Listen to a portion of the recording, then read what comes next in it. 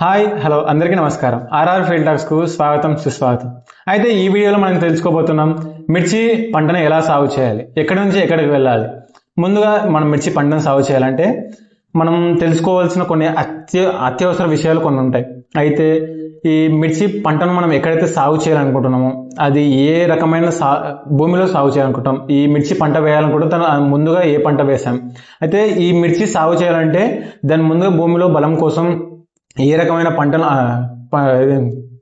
జీలుగా కానీ పిల్లిపెసర కానీ అటువంటి పంటలను ఏ రకమైన పంటల్ని వేసుకోవచ్చు, మరియు దీనికి సంబంధించి ఎక్కడ నార పోసుకుంటే బాగుంటుంది, ఇంకా లేకపోతే దీనికి సంబంధించిన ఎలా నాటు పెట్టుకోవాలో, లేకపోతే వీటికి సంబంధించిన నీరు అనేది ఏ పద్ధతులలో అందించుకుంటే బాగుంటుంది, ఇంకా వీటికి సంబంధించిన పెస్ట్లు చీడపీడలు కానీ ఏ రకమైన చీడపీడలు వస్తాయి, ఏ రకమైన రోగాలు అనేటివి రావడం జరుగుతుంది, అవన్నిటి గురించి వీటి యొక్క సస్యరక్షణ చర్యల గురించి కూడా ఈ వీడియోలలో లేకపోతే ఈ సిరీస్లో మనం మాట్లాడుకునే ప్రయత్నం అనేది చేద్దాం.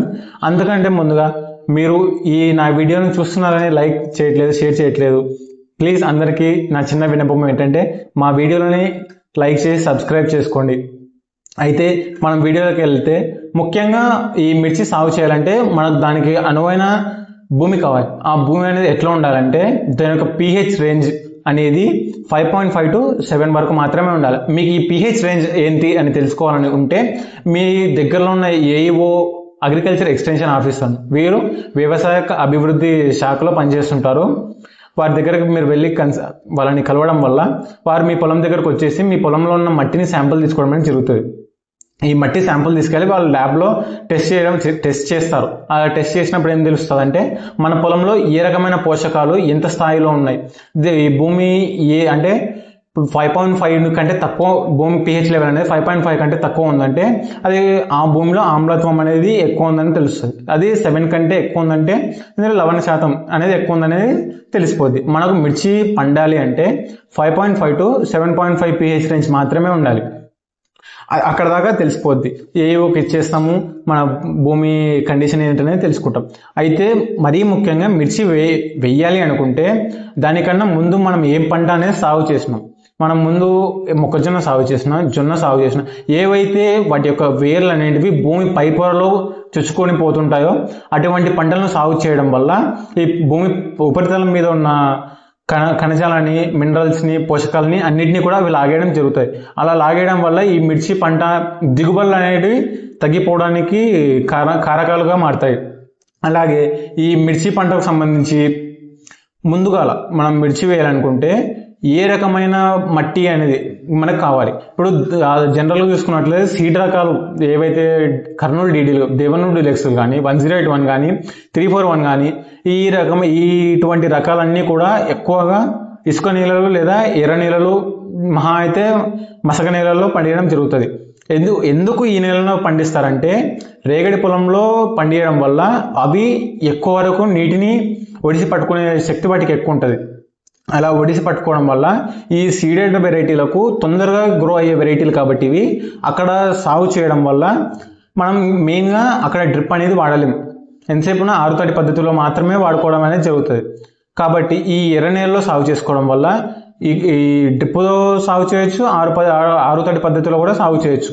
అలా చేసిన వీటిలో నీటిని ఒడిసి పట్టుకునే శక్తి అనేది తక్కువ ఉంటుంది కాబట్టి తొందరగా ఆరిపోతుంది. అలా తొందరగా ఆరిపోవడం వల్ల ఈ సీడెడ్ రకాలు ఏవైతే ఉంటాయో అవి ఎక్కువగా కాపు కట్టేసి నేలకు ఒరిగిపోవడం జరుగుతుంది. అలా ఒరిగిపోయినప్పుడు నీరు అనేది తొందరగా ఆవిరైపోయిందంటే ఆ నేల మీద ఒరిగి పడ్డ కాయలు ఏవైనా ఉంటే అవి కుళ్ళు కానీ తెగులు కానీ రాకుండా ఉంటాయి.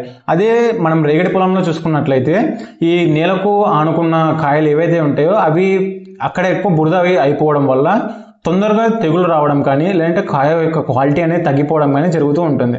కాబట్టి ఈ సీడెడ్ రకాలు ఏవైతే ఉన్నాయో వాటన్నిటిని ఎర్ర నేలలు లేదా ఇసుకపార నేలల్లో సాగు చేయడం వల్ల ఎక్కువ దిగుబడిని తీసుకోవడం జరుగుతుంది.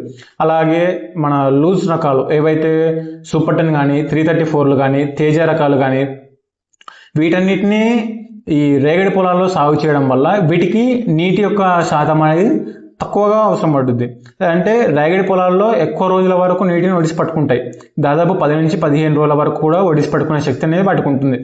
ఈ 334లు కానీ సూపర్ 10లు కానీ ఏమవుతుందంటే ఎక్కువగా వీటికి నీరు అనేది తగిలితే వాటి యొక్క కాయలు అనేది తొందరగా మచ్చకుళ్ళు కానీ తెగులు కానీ వచ్చేసి తెల్లగా పాలిపోయినట్టు కావడం జరుగుతుంటుంది. ఇంకోటి మజ్జిగ తెగులు అని చెప్పేసి కూడా వాటికి ఎక్కువగా వస్తుంది.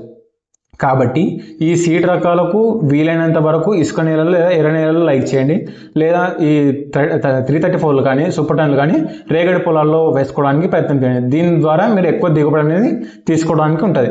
ఇంకొకటి, ఈ మిర్చి వేయాలనుకుంటే దానికి ముందుగా మన భూమిని రెడీ చేసుకునే కన్నా ముందు ఏ రకమైన పచ్చి రొట్టె పంటలు వేసుకుంటే మన భూమిలో బలం పెరిగే అవకాశాలు ఉన్నాయి ఇప్పుడు చూద్దాం.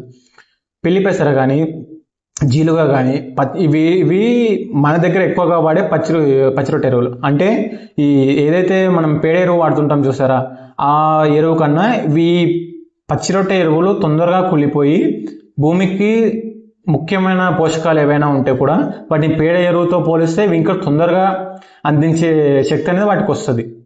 ఇంకోటి, కార్బన్ నత్రజని శాతాన్ని కూడా ఈ పచ్చిరొట్టె ఎరువుల్లో దాదాపు పెంచడానికి ఎక్కువ పోషకాలు అనేది మనకు అందుబాటులో ఉండడం జరుగుతుంది. అయితే ఈ పచ్చిరొట్టె ఎరువులను ఏ సమయంలో వేసుకోవాలి, ఎట్లా వేసుకోవాలి? మనం ఏదైతే జనరల్గా ఈ మిర్చికి సంబంధించి సీడ్ అనేది నర్సరీలో పోసుకోవడం అనేది ఆరుద్ర కార్తీలో పోసుకుంటూ ఉంటాం. ఈ ఆరుద్ర కార్తీలు ఎప్పుడైతే పోసుకుంటామో దానికన్నా 2 నుంచి 2.5 నెలల ముందు ఈ పచ్చిరొట్టె ఎరువులని పొలంలో డైరెక్ట్ చేతితో చల్లుకొని లేదా గొర్రెతో విత్తుకొని కానీ చేతితో చల్లుకొని నీరు పెట్టేసి అవి మొలిచి 45 నుంచి 50 రోజులకంతా పూత నుంచి ఆకు విడిచి పూత వరకు వచ్చే స్టేజ్ అనేది వస్తాయి. ఆ స్టేజ్లో వాటిని రూటావేటర్ కావచ్చు, లేదంటే ఇంకో ఏదైనా పద్ధతుల్లో భూమిలో కలిసిపోయేటట్టు దున్నుకోవడం వల్ల అవి ఒక వారం నుంచి 10 రోజులలోపు మురిగిపోయి భూమిలో కలిసిపోవడం అనేది జరుగుతుంది. ఈ భూమిలో ఒకవేళ కలవలేదు అనుకుంటే కూడా మనకు మార్కెట్లో వేస్ట్ డీకంపోజర్లు అని చెప్పేసి కొత్త రకం మందులు కూడా అందుబాటులో ఉన్నాయి. వాటిని కొట్టుకోవడం వల్ల మనం ఏదైతే పంట వేసుకున్నామో అది తొందరగా కుళ్ళిపోవడానికి కూడా అవకాశం అనేది వస్తుంది. ఈ పంట అనేది ఎంత కుళ్ళితే మనకు మిర్చి పంటకు అంత మంచి పోషకాలు అనేది అందించడం జరుగుతుంది. సరే, ఈ పంట వేసుకున్నామో అయిపోయింది. ఇప్పుడు నర్సరీ అనేది ఎట్లా ప్రిపేర్ చేసుకోవాలా, ఎక్కడ ప్రిపేర్ చేసుకోవాలా? వీలైనంత వరకు మన మిర్చి సీడ్లింగ్స్ అనేటివి, అంటే మిర్చి యొక్క విత్తనాలు అనేటివి ప్రోట్రేలు ఉంటాయి. అంటే నర్సరీ దగ్గర ట్రేలు ఉంటాయి చూసారా, వాటిలో అయినా వేసుకోవచ్చు. లేదంటే డైరెక్ట్ మన పొలంలో కూడా నారుమడి కట్టుకొని బెడ్లలాగా చేసుకొని బెడ్లలో కూడా వేసుకోవచ్చు. అయితే ఈ బెడ్లలో వేసుకుంటే ఏం జరుగుతుందంటే, మనం డైరెక్ట్ భూమిలో విత్తనం పెట్టేసి అక్కడ తీసుకోవడం వల్ల ఎప్పుడైనా మనం సీడ్లింగ్స్ నాటు వేసే టైంలో ఆ మొలకలు అనేటివి తీయడానికి వెళ్ళిపోతే సరిగ్గా రావు. వేళ్ళు అనేటివి చాలా వరకు భూమిలో ఉండిపోవడానికి ఎక్కువ కారణాలు ఉంటాయి. ఇసుక పొలాల్లో అయితే ఇబ్బంది ఉండదు. అదే జిగురు పొలాల్లో నారు పోసుకున్నామంటే అక్కడ సాధ్యమైనంత వరకు తల్లివేరు వచ్చింది, కానీ పిల్లవేర్లు అనేది భూమిలో ఉండిపోవడానికి ఎక్కువ వరకు అవకాశం ఉంటుంది.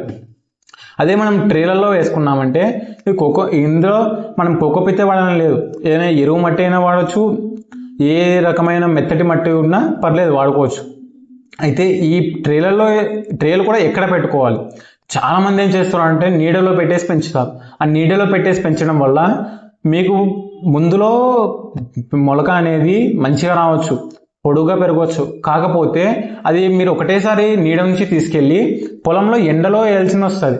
ఆ ఎండలో వేసినప్పుడు ఆ మొలక అనేది ఆ వాతావరణ పరిస్థితులకు తట్టుకోలేకపోయే అవకాశాలు కూడా చాలా వరకు ఉంటాయి. మీరు ఎప్పుడైతే ఇక్కడ నారు పోసుకున్నామంటే అక్కడ మంచి గాలి, ముఖ్యంగా గాలి, రెండోది వెలుతురు, మంచి సూర్యకిరణాలు దాని మీద పడేటట్టు ఆ నారుమడి అనేది సిద్ధం చేసుకోవాలి. దీనికి ప్రతిరోజు పొద్దున లేదా సాయంత్రం ఏదైనా చల్లటి సమయాల్లో మాత్రమే నీరు అనేది అందించుకోవాలి. ఎందుకంటే చిన్న మొలక కాబట్టి ఎండ బాగా ఉన్న సమయాల్లో వాటరింగ్ అనేది చేస్తే ఆ మొలక దెబ్బతినే అవకాశాలు చాలా వరకు పెరుగుతాయి. ఇంకొకటి, ఈ నారుమడిలో రెగ్యులర్గా వాడాల్సిన మందులు ఏమంటే ఏదైనా కార్బెండజిమ్, మ్యాంకోజిబ్. ఈ కార్బెండజిమ్, మ్యాంకోజిబ్ అనేది రెగ్యులర్గా ఈ రెడెమిల్ గోల్డ్లో కానీ లేకపోతే రోకోలో కానీ దొరుకుతూ ఉంటాయి. వీటిని ఎందుకు వాడతామంటే ఇవి ఏరు ద్వారా వచ్చే కుళ్ళులకు, తెగుళ్లకు దాదాపుగా అరికట్టడం అనేది జరుగుతుంది. అయితే మందులు అనేది కొట్టేసుకున్న తర్వాత విత్తనం మొలిచిన తర్వాత 15 నుంచి 20 రోజుల వ్యవధి కాలంలో సిఓసి కాపర్ ఆక్సిక్లోరైడ్ అని చెప్పేసి దొరుకుతుంది. దాన్ని మన పంపులో ఎటు నీళ్ళు పోసేసుకొని మన పెస్టిసైడ్ ఎట్లయితే స్ప్రే చేసామో అట్లా స్ప్రే చేసి ముందర నాజుల్ దగ్గర క్యాప్ తీసేసి ఆ చెట్టు మొదల దగ్గర తడిచేటట్టు చల్లుకోవడం వల్ల ఈ ఏరుకుళ్ళు అనేది దాదాపు రాకుండా అరికట్టే అవకాశం ఉంటుంది. సరే, ఈ ఇక్కడ దాకా నెల రోజుల వరకు కాపాడుకున్న నారుని 30 నుంచి 40 రోజుల మధ్యలో జనరల్గా ఈ మిర్చిని నారు నుంచి నాటు వేసుకోవడం జరుగుతుంది. అయితే ఈ నాటు వేసుకునే సమయంలో ఏదైతే కొన్ని రకాల కెమికల్ అని చెప్పలేము, పెస్టిసైడ్స్ కానీ లేదంటే నారు శుద్ధి చేసే మందులు అనేవి దొరుకుతాయి. నారు అంటే మొత్తం నారునే ముంచి తీయము, నారు యొక్క వేర్ల వరకు శుభ్రం చేసుకోగలిగే మందులు అనేవి మన దగ్గర మార్కెట్లో దొరకడం అనేది జరుగుతాయి. అది కూడా ఎలా చేస్తుంటారంటే, ముందుగా ఒక తట్టలో మంచినీరుని తీసుకొని ఆ మంచినీటిలో ఇవి మన నారు వేరే ఏదైతే ఉందో దాన్ని ఒక 2 నుంచి 3 నిమిషాల వరకు పెట్టేసి, లేదంటే మినిమం 30 సెకండ్ల వరకు పెట్టేసి, తర్వాత ఏదైతే మందు మీరు డీలర్ షాప్లో పెస్టిసైడ్ షాప్ దగ్గరికి వెళ్తే ఇట్లా రూట్ డీప్ చేసుకోవడానికి అని చెప్పేసి అడిగితే వాళ్ళు ఇవ్వడం జరుగుతుంది. ఆ మందులో వాళ్ళు ఎంత రికమెండ్ చేస్తారో అంత మాత్రమే నీటిలో ఆ మోతాదుని కలిపేసుకొని ఆ మోతాదులో మన వేళ్ళను అద్ది పక్కన పెట్టుకొని తద్వారా నాటు వేసుకోవడం వల్ల మంచి ఫలితాలను, అంటే వేరుకుల నుంచి లేదా కొమ్మ తెగుల నుంచి చెట్టు ఉన్నట్టుండి ఎండిపోయి చచ్చిపోవడం లాంటివి వీటన్నిటి తెగుల నుంచి వీలైనంత వరకు మనం పంటను కాపాడుకోవచ్చు. అట్లాగే ఈ మిర్చి పంటను ఎన్ని రకాల పద్ధతిలో సాగు చేసుకోవచ్చు అంటే, ఇట్లా వాటరింగ్ ఇచ్చుకోవడం కానీ, లేకపోతే ఎంత స్పేసింగ్ అనేది మెన్షన్ చేసుకోవాలి మనం నాటు వేసేటప్పుడు. జనరల్గా 2 సార్లు నాగలి అనేది వేస్తాము. తర్వాత రూటావేటర్తో పొలాన్ని మెత్తగా, దాదాపు గడ్డలు లేనట్లుగా మెత్తగా పొలాన్ని సిద్ధం చేసుకోవడం అనేది జరుగుతుంది. చేసుకున్న తర్వాత సీడెడ్ రకాలకు ఏదైతే తక్కువ ఎత్తు పెరిగేసి తక్కువ విస్తీర్ణం, చెట్టు చుట్టూ తక్కువ విస్తీర్ణం తీసుకుంటుందో వాటికి సాలు తోలుకునేటప్పుడు 4 నుంచి 4.5 జానల వరకు గుంటుక తోలుకోవడం అనేది జరుగుతుంది. అదే ఈ సూపర్ టైం లాంటి పెద్దగా పెరిగి వాటి యొక్క మండే అనేది ఇష్టంగా చేసుకునే చెట్టు, వాటికి మాత్రం 5 జానల గుంటుకతో పాసుకుంటే తర్వాత చెట్టు పెరిగినా ఎక్కువ కాపు కట్టడానికి, గాలి వెలుతురు మంచిగా ఆడడానికి మనం ఛాన్స్ అనేది ఇవ్వడానికి వీలుగా ఉంటుంది. ఆ తర్వాత ఇక్కడ దాకా కంప్లీట్ అయిపోతుంది. తర్వాత ఇప్పుడు 4 జానల గుంటిక అనేది వేసుకుంటాము, 5 జానల గుంటిక అనేది వేసుకుంటాం. తర్వాత చెట్టుకు మధ్యలో ఎంత దూరం అనేది పెడతాం. మినిమం 1 నుంచి 1.5 ఫీట్ పైనే పెట్టుకోవడం చాలా మంచిది. ఎందుకంటే 1 నుంచి 1.5 ఫీట్ ఏ చెట్టు తీసుకున్నా, సీడెడ్ రకం తీసుకున్నా, ఈ సూపర్ 10 34 రకాలు తీసుకున్నా, ఆ చెట్టు అనేది మినిమం 4 నుంచి 5 రకాల కొమ్మలు అనేది పగలడం జరుగుతుంది. కొమ్మలు పగలడం జరిగినప్పుడు ఒక చెట్టుకు ఒత్తిడి, ఒక కొమ్మకు ఇంకో కొమ్మకు ఒత్తిడి కావడం వల్ల ఆ కొమ్మ అనేది కిందికి ఇస్రం పెరగదు, ఎంతసేపు ఉన్నా పైకి వెళ్తూ ఉంటుంది. పైకి వెళ్ళడం వల్ల మన కాపు అనేది అంతగా కూర్చోదు. కింద నుంచి ఎన్ని పిలకలు వస్తే, ఎన్ని కొమ్మలు విచ్చుకోగలిగితే మనకు అంత పంట అనేది తీసుకోవడం జరుగుతుంది. ఆ పంట ఎక్కువ పంట వచ్చిందంటే ఆటోమేటిక్గా ఎక్కువ దిగుబడి అనేది రావడం జరుగుతుంది. కాబట్టి మొక్క కూడా వీలైనంత వరకు 1 ఫీట్ నుంచి 1.5 ఫీట్ వరకు దూరం పెట్టుకోవడానికి ప్రయత్నం చేయండి. 1.5 ఫీట్ పెట్టుకోలేకపోయినా కనీసం 1 ఫీట్ మెయింటైన్ చేయడానికి ప్రయత్నం చేయండి. తర్వాత ఈ నాటు అనేది కంప్లీట్ అయిపోయిన తర్వాత చాలామంది ఏం చేస్తుంటారంటే, రెగ్యులర్గా ఇప్పుడు మనం నాటేసేది వర్షాకాలంలో వేస్తాం. అసిలేటి లేదా అశ్లేష ఈ కార్తెలో మిర్చి నాటు వేయడం అనేది జరుగుతుంది. ఈ సమయంలో వర్షాలు చాలా ఎక్కువగా పడుతూ ఉంటాయి. అట్లాంటప్పుడు కొంతమంది ఏం చేస్తారు, నాటు వేసిన 4-5 రోజులు లేదా అంతకంటే ముందే కూడా చాలామంది ఫర్టిలైజర్ అనేది ఇస్తూ ఉంటారు. అట్లా ఇవ్వకండి. ఫస్ట్ మనం నాటు పెట్టిన తర్వాత వారం 10 రోజుల వరకు ఆ మొక్కని బతికించే ప్రయత్నం చేయండి. దాని యొక్క వేరు వ్యవస్థని ఇంప్రూవ్ చేసే ప్రయత్నం చేయండి. ఆ వేరు వ్యవస్థ ఎట్లా ఇంప్రూవ్ అవుతుంది, మనం అది ఏదైనా ఫస్ట్ ముందుగా కొన్ని చెట్లు అయితే కుళ్ళుతోనో లేకపోతే ఇంకే రకమైన కారణాలతోనో చనిపోవడం, ఆకులు రాలిపోయి ఎండిపోయినట్లు కనిపించడం మనం వాటి యొక్క చూస్తూనే ఉంటాం. అయితే అట్లా కనిపించినప్పుడు వాటికి జనరల్గా మనకు మార్కెట్లో దొరికేది రోకో కానీ, రోకో కానీ, కార్బెండజిమ్ కానీ, మ్యాంకోజెబ్ కానీ ఈ రకమైన ఫంగిసైడ్స్ దొరుకుతాయి. ఆ ఫంగిసైడ్స్ని చెట్టు మొదల్లో స్ప్రే చేసుకోవడం వల్ల వాటి దాదాపు వీలైనంత వరకు ఆ చెట్టు చనిపోవడం అనేది తగ్గిపోద్ది. ఆ తగ్గిపోయి చెట్టు అనేది కొత్త లాగా వచ్చిన తర్వాత మాత్రమే ఫర్టిలైజర్ అనేది అప్లై చేసుకోవడం వల్ల రూట్ యొక్క డెవలప్మెంట్ని తొందరగా చూడొచ్చు. ఇంకోటి, ఈ మొదటి విడత ఫర్టిలైజర్లో చాలామంది ఏం చేస్తుంటారంటే, ముందు నుంచి నాకు ఎక్కువ పంట రావాలి, ఎక్కువ కాపు రావాలని చెప్పేసి ఈ 14-35-14 కానీ, లేదంటే పొటాషియం కంటెంట్ పొటాష్ ఎక్కువగా ఉన్న కంటెంట్ మందులని తొందరగా వాడుతుంటారు. లేదంటే ఇంకోటి, ఎక్కువ డోసు ఒకటేసారి ఇస్తుంటారు. మనం పంట పెట్టింది వర్షాకాలంలో, ఈ వర్షాకాలంలో పంట పెట్టడం వల్ల ముందుగా ఈ నత్రజని లేదంటే పొటాష్ ఏవైతే ఉన్నాయో అవి నీటి మీద తేలియాడే పోషకాలు. ఎక్కువగా వాటర్ కొట్టుకొని పోయిందంటే ఆ వాటర్తో పాటు ఈ పోషకాలు కూడా వెళ్ళిపోతూ ఉంటాయి.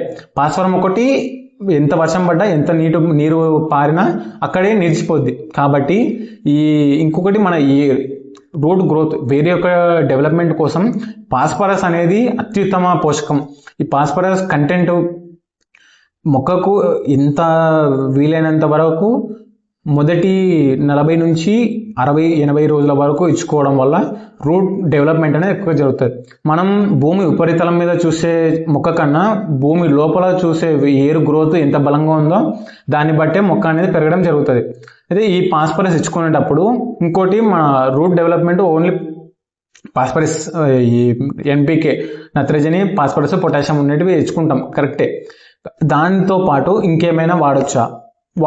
ఏ రకమైనవి వాడచ్చు అంటే, సీవీడ్ ఎక్స్ట్రాక్ట్లు కానీ, అంటే ఇది మన ఏరు యొక్క డెవలప్మెంట్ దగ్గర దానికి గాలి మంచిగా ఆడేటట్లు, అంటే ఈ మనం ఎన్పీకే ఇచ్చినప్పుడు దానికి డైరెక్ట్గా మొక్క తీసుకోవాలన్నా వాటి కొన్ని సీవీడ్ ఎక్స్ట్రాక్ట్లు అని చెప్పేసి అంటాం. అవి చాలా వరకు ఉపయోగపడతాయి. లేదంటే సాయిల్ మైకోరైజా బ్యాక్టీరియా ఉంటుంది, వాటిని వాడచ్చు. ఇట్లా ఏదైతే రూట్ చుట్టూ మన పెట్టిన మొక్క చుట్టూ ఆ మట్టిని ఫ్రీగా చేసి ఈ ఇచ్చిన పోషకాలు ఏవైతే ఉన్నాయో అవి మొక్కకు తీసుకునేటట్టు చేస్తాయి. కాబట్టి వాటిని వాడుకుంటే రూట్ యొక్క డెవలప్మెంట్ అనేది తొందరగా చేసుకోవచ్చు. ఈ రూట్ యొక్క డెవలప్మెంట్ అనేది తొందరగా చేసిన తర్వాత ఇప్పుడు ఈ మందులు ఇవ్వడం కూడా మనకు మొక్కకు 3 భాగాల్లో ఇస్తాం. ఒకటి ప్రాణం పోసుకునే దశ, రెండవది కొమ్మలు ఆకులు విచ్చుకునే దశ, తర్వాత 3వ దశ పూత పింద మీద ఉన్నప్పుడు దాన్ని 3 దశలుగా విభజించుకుంటాం. అయితే వీటి గురించి మిగిలిన వీడియోలో తెలుసుకున్నాం. ఈ వీడియో అయితే ఇక్కడి వరకు. రాను ఇంకా మొత్తం ఈ పంటకు సంబంధించిన పెస్టిసైడ్లు కానీ, ఇంకా ఏ రకమైన ఫర్టిలైజర్ ఇచ్చుకోవచ్చు, ఇంకా ఏ రకమైన పాపనాలు అంటుంటారు, ఆ పాపనాలు ఎన్ని రకాలుగా చేసుకోవచ్చు, అవన్నిటి గురించి రాను ముందు వీడియోలో చూసుకుందాము. ఇక్కడ దాకా సెలవు తీసుకుంటున్నాను. ఈ వీడియోని తప్పకుండా ఈ వీడియో మీకు నచ్చినట్టయితే తప్పకుండా లైక్ చేయండి, షేర్ చేయండి, సబ్స్క్రైబ్ చేయండి.